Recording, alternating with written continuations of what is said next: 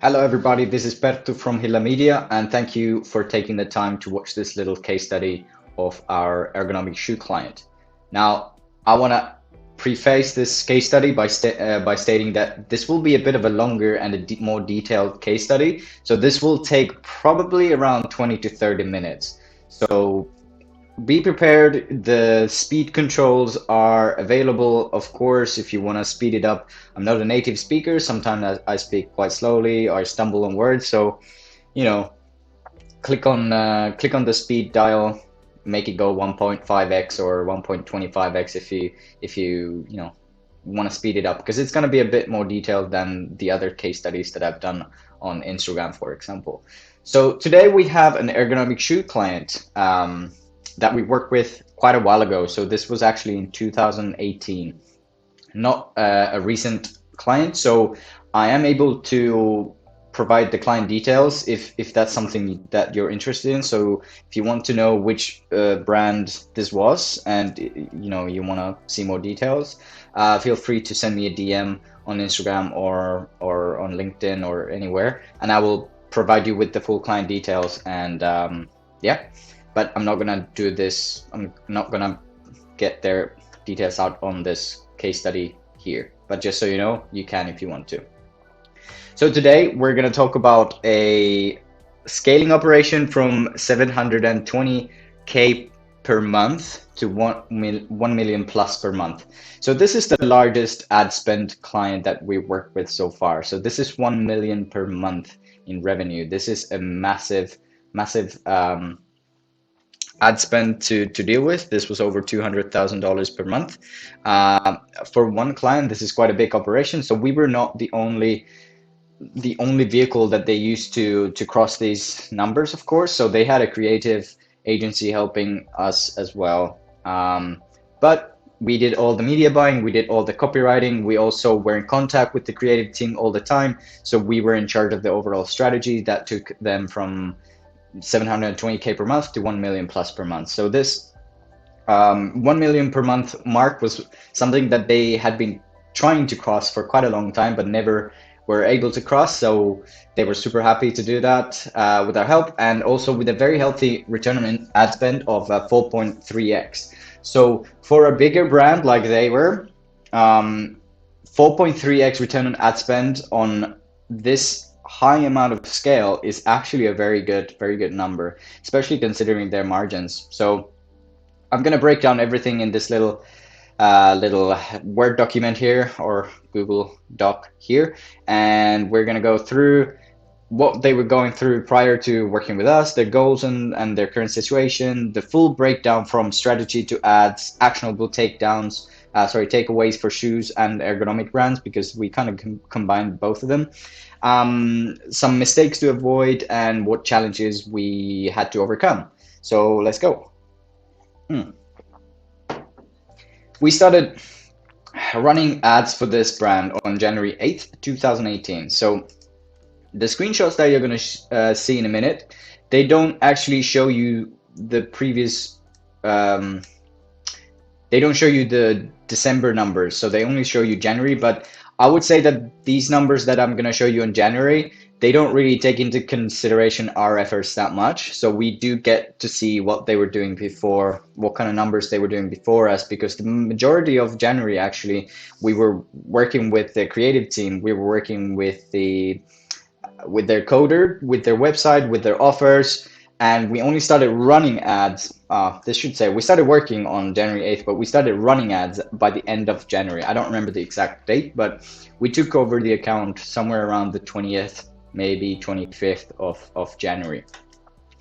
So average order value, for a shoe brand, not super high, but a little bit higher than normal, $115 to $220. The return on ad spend was, depending on offers, it was around 2.8 to 3.2x. So they were still making money, but not anything crazy. They wanted to improve.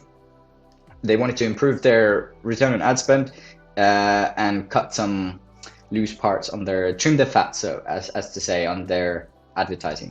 And the niche was, as I mentioned, ergonomic shoes and sandals. So they were interested in improving ROAS. but they acknowledged the fact that it would be challenging due to their average, above average spend, and they had a large catalog, large amount of offers. Just when you spend a lot, the ROAS tends to decline. No matter what you do, you're never going to achieve 10x ROAS when you're spending, $200,000 per month. So yeah, their initial goal was to reduce their cost per purchase and improve ROAS. So here's what we achieved in basically less than 3 months. We started, January 18th was when we started with the ads. So we increased revenue by 28% and ROAS by 26%, resulting in 44% increase in pure profit, not even calculating the boost in organic traffic and Google traffic from increasing awareness and increasing traffic in general. So this was a very successful case study for a client this size, because increasing revenue is great, but if you can also increase ROAS at this size, at this scale, we considered this a home run. So improving ROAS by 26%. We went from a ROAS of 3.2, I think, for the previous month, and we went up to 4.3x ROAS in April. So we generated $1.005 million in April, with $233,000 in ad spend with a 4.3x, it should say ROAS.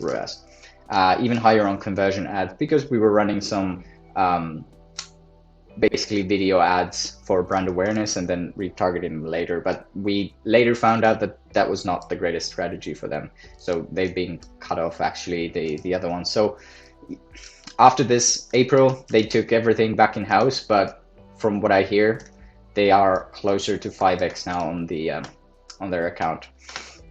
So 8,500 orders, average order value $118.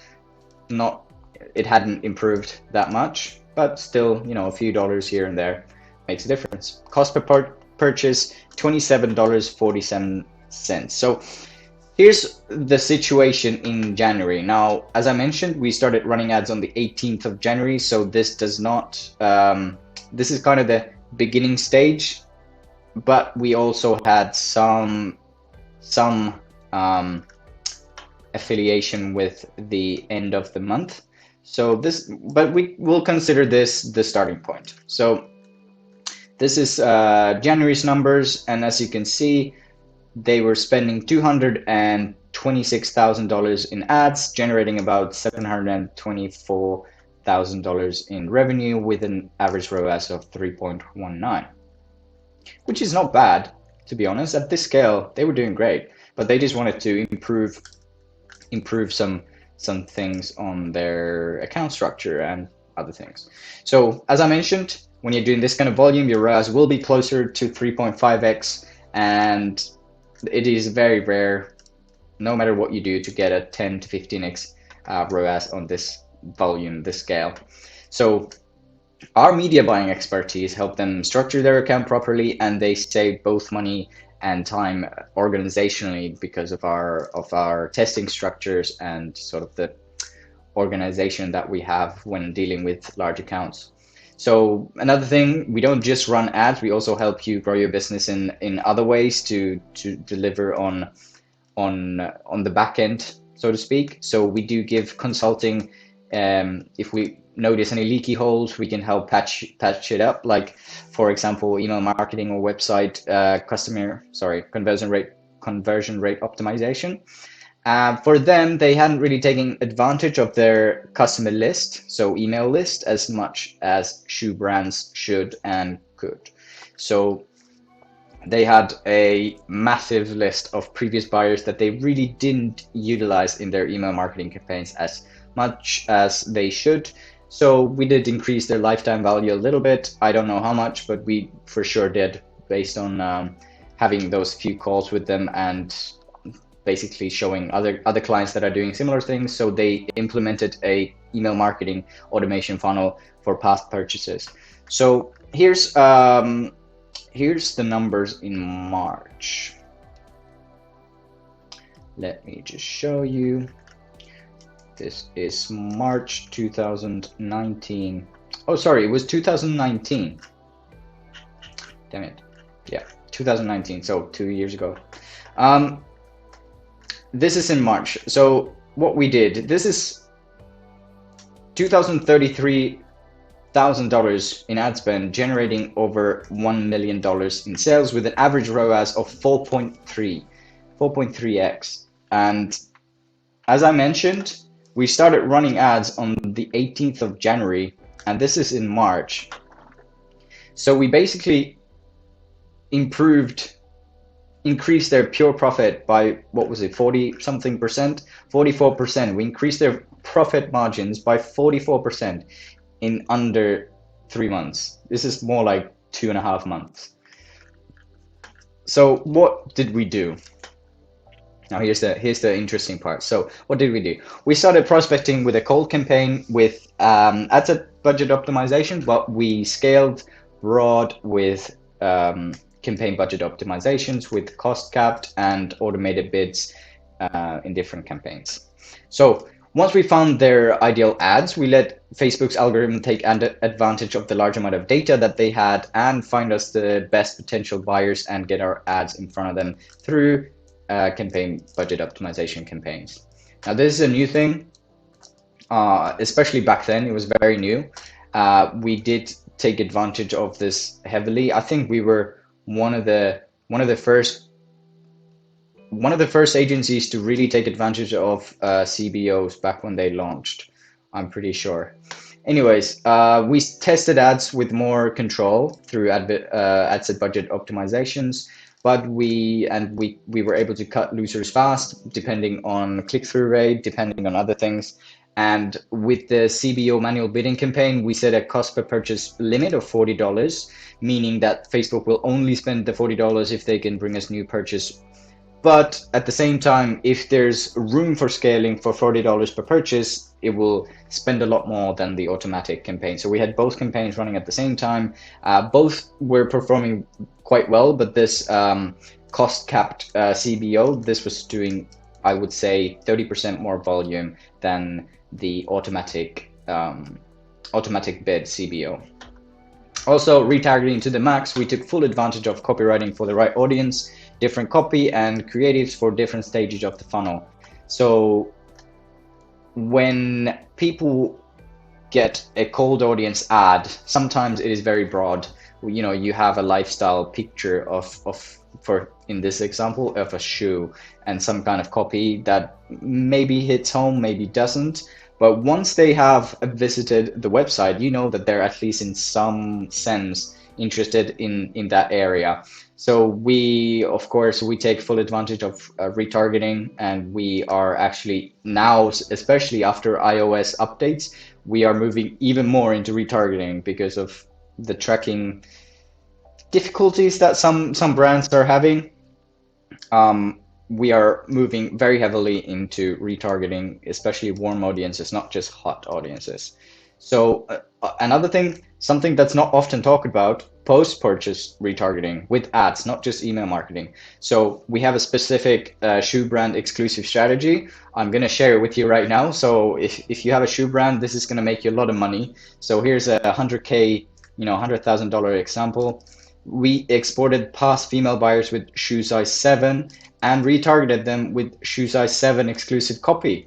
So we only showed them a catalog of shoe size 7 offers. So even in the headline, it would say, "Welcome to the shoe size 7 club" or something similar. And once they click on it, they only see their own size. This was a great example of a post-purchase retargeting sequence. Also, we narrowed down their retargeting. We went more narrow because of the large amount of traffic that they were getting. So here you see some examples of previous ad sets. So what's the summary of our strategy for this brand overall? What have we done since we started working with them? So systematic testing the winning formulas, so offers, creative copy, audience, and also the landing page destination to balance out overall performance and manage weekly fluctuation. So we had a systematic twice a week testing of new ads, of new offers, of new copy, new audiences, and also we changed the landing page depending on the offer, of course. So this helped out balance out weekly fluctuations that they were having, because before they were doing, I would say what most people do is that they find a winning ad and they run that ad to the, to the fucking ground. They basically blast all their budget into this one ad, one audience, and gradually it starts to decline, and then you're like, oh shit, what do I do now? I need to find something else. And for like a week you're just in panic mode, and that's never a good thing. So we had a systematic testing formula. Twice a week we tested new things. Cold campaigns testing best products for new people, and they are not always the best sellers. So before us, they had always gone with one product, their best seller. They had always advertised this one product. They had an offer, like a discount offer on it. But when we came on, we tested other products that they had, other styles, and managed to find really good ones, even with higher margins than their best sellers. So this allowed us to advertise with a larger margin. Also, retargeting campaign to convert warm users based on their journey and behavior. Well, this is normal stuff, but also prospecting manual bidding campaign to drive first-time purchasers. So as I mentioned, 2 CBO campaigns, one of them on manual bidding that drove 30% more traffic than the other CBO on automatic. So here are the campaigns. Main focus was making sure we're getting in front of only potential customers for this brand.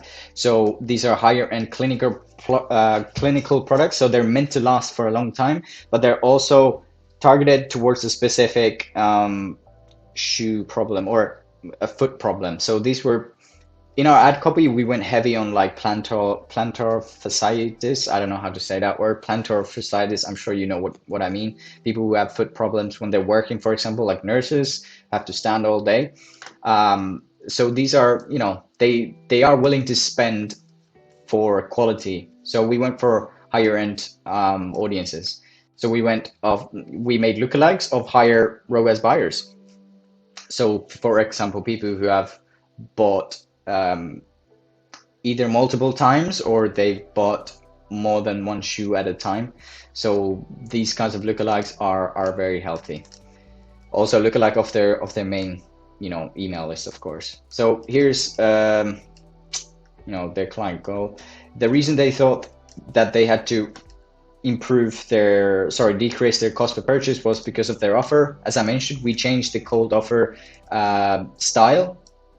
That was not the best seller they usually went with, but these other styles had often higher margins, so there was more margin and leverage to advertise, and thus we increased their ROAS, even with the same cost per purchase. So we implemented a proper funnel process. As I mentioned, their segmenting of cold, warm, hot, past purchases was not dialed in as much as it should be for a client this big, for a client with this amount of data.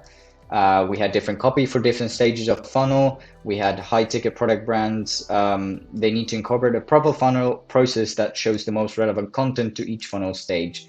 So this just means basically that once you've already been to the website, you probably want to know more frequently asked questions in the copy instead of like another lifestyle picture. You want to see user generated content. You want to see reviews, things like this.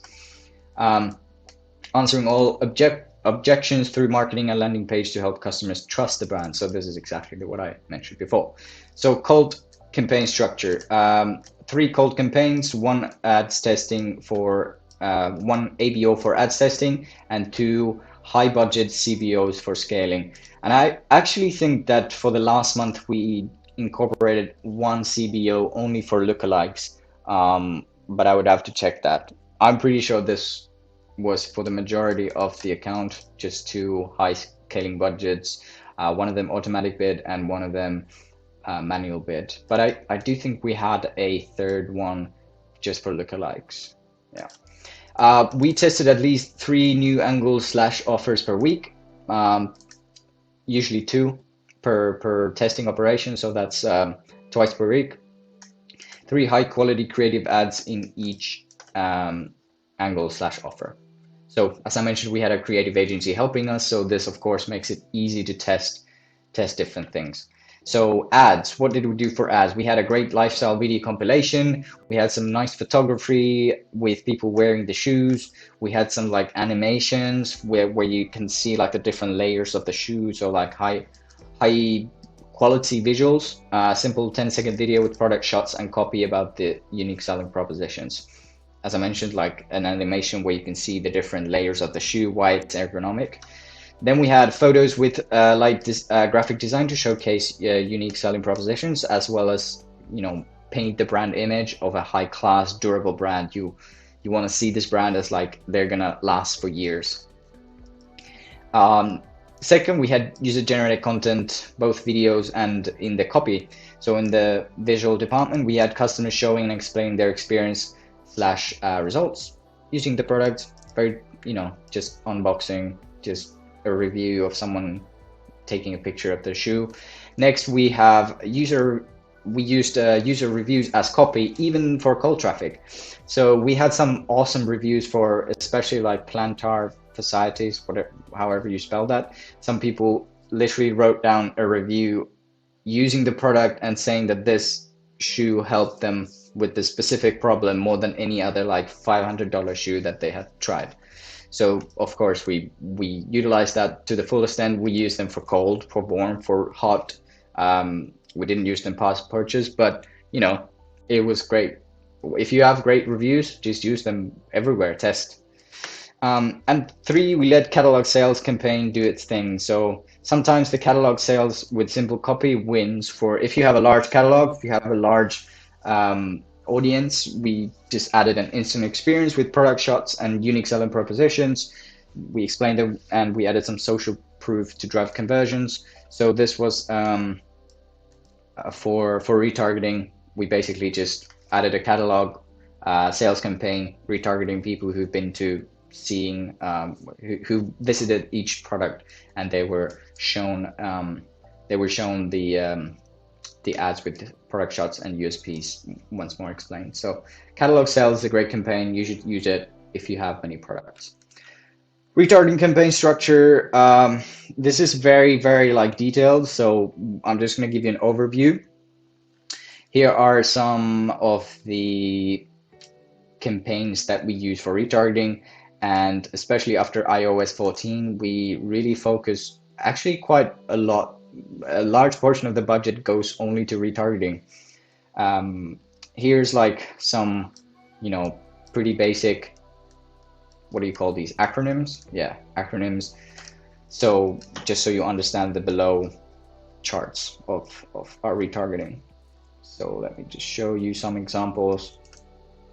You know, we went really details for these guys. So for example, here, page views plus view content plus add to cart in the last 180 days, and the frequency is more than 4, and we took off the purchasers of the last 3 months, and you know, we're getting a very good healthy conversion / ROAS. So what's the next part of the strategy? What was the next things for them? So the game at this level, at this scale, is on creatives, branding, offers, and user-generated content / email marketing that they hadn't really utilized. So audiences, of course, we kept re-updating them, adding exclusions, but at the same time, they had the data to go really broad. So we let Facebook do its thing. Creatives, of course, constant competitor analysis to know what's working. Creatives, they had a creative agency, so they were set with them. They just needed someone to tell them what to do. User-generated content through contests, review, incentives, influencers. There's a place called below.app where you can just hire people to do user-generated content. I suggest that you do that. And email marketing to increase lifetime value and returning customer rate. So things like this. What are the main takeaways from working with this brand so far, and what are the key learning points? The importance of having a proper ads funnel and post-purchase targeting for apparel / shoes.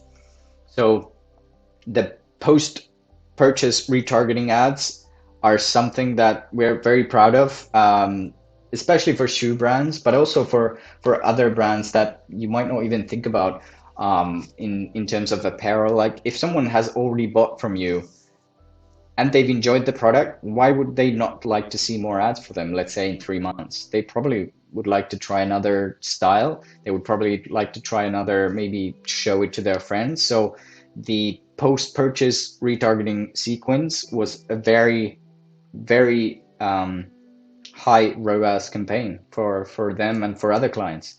So another thing, key takeaways, perfect example of a large account with a large catalog. ROAS and revenue increases are in the percentages, not in doubling or tripling. So, if you're doing already 700K per month in revenue, it's very hard to just double that or triple that in 3 months. Unlike the smaller brands where we can crank things, there's probably things that are not developed yet where we can really bring multiple things together and then take them, double their revenue or triple their revenue, even take them, from 20K to 120K in 3 months, something like this, sometimes shorter. Also, why it's important for large brand to rotate multiple new offers. As I mentioned, the fluctuations. When you're dealing with a lot of volume, you really don't want that. So we gave them the systemized testing procedures, twice a week, just test new offers, even if the other ones are still working. Once you go past 100K per month, the game becomes much more about lifetime value, creatives, and branding. So this is something that a lot of our clients are actually struggling with now that we've scaled them. So once you go past 100K per month, the ROAS automatically starts to decline. Once you hit larger volumes, you can go up to 500K per month with very healthy ROAS, but past that, it really comes down to your branding, your lifetime value, and creatives, email marketing. You need to have everything in place. So what challenges did we overcome? Just the winning creatives and offers. We tested hundreds of different variations. The creative agency was busy with us. So we tested probably like 200 to 300 different types of ads just within these 3 months. And the minute we found the winning new cold formulas, we were able to scale them super high with these CBOs, because the CBOs were, they had a very, very high budget. What can the other e-commerce brands learn from this client experience? So large catalogs, rotate multiple offers, try out different leading products for cold traffic, also try out catalog sales objective, also for cold. And nowadays there's a new objective called ROAS, so you can even try to go for target ROAS objective inside Facebook. We didn't do it for this one, but we've seen it work for other big brands. Funnel process needs to be in check. Great USPs, unique selling propositions win, and great creatives make that possible. So for this brand, the reason that they were able to do such high volume is because they had a very specific problem that they were fixing with these shoes.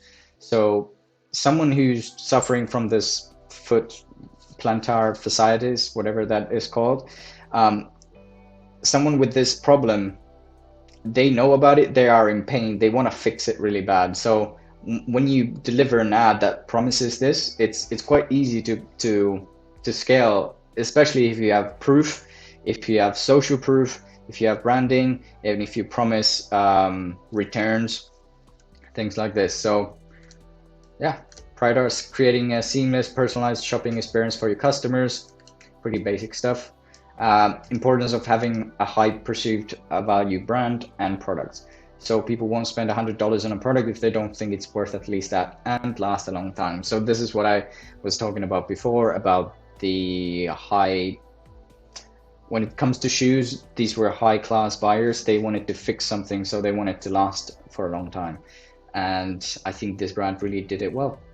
So yeah, 1 million per month in sales. Unfortunately, we're not working together anymore. They took it back in-house, but I'm very happy about the results that we got them. They were really happy about us showing them how to manage their account, and they're doing super well these days. As I mentioned, you can DM me if you want to know the product, if you want to know the brand, and if you'd like to get a few tips on how you can do similar things for your brand, send me a DM. book a call through our website, hillamedia.com, and we're just going to have a chat. Won't be a sales call. We're going to have a chat and see if, it would even make sense for us to work together.